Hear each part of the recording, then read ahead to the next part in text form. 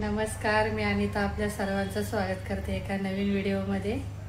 तर आज घरी या लोकांना शंकरपाळ्या खायच्या आहेत, तर मी शंकरपाळ्या बनवते। व्हिडिओ शेवटपर्यंत पहा तुम्ही। आपला पॅन गरम झालेला आहे, 1 वाटी दूध टाकते मी।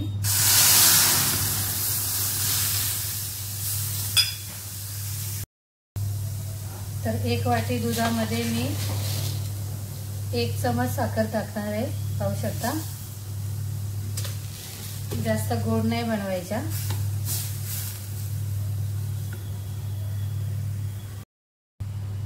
इकडे मी तूप टाकते 1 वाटी।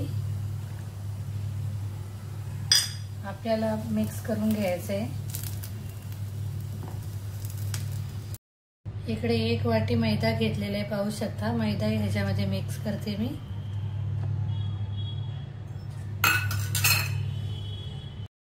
एक चमच रवा घेतलेला आहे, तोही मिक्स करते ह्याच्यामध्ये।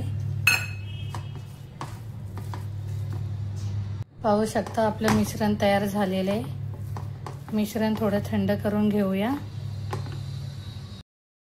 इकडे मी 1 गोळा घेतलेला आहे, पाहू शकता।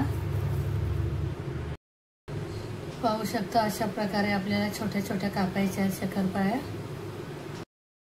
पाहू शकता आपल्या शंकरपाळ्या तयार झालेल्या आहेत। आपलं तेल गरम झालेलं आहे, जास्त गरम होतं। आपण तळून घेऊया शंकरपाळ्या आपल्या। पाहू शकता अशा प्रकारे आपल्याला तळून घ्यायचे आहेत। मी सर्व तळून घेते। तळून झालेली आहे आपली शंकरपाळी।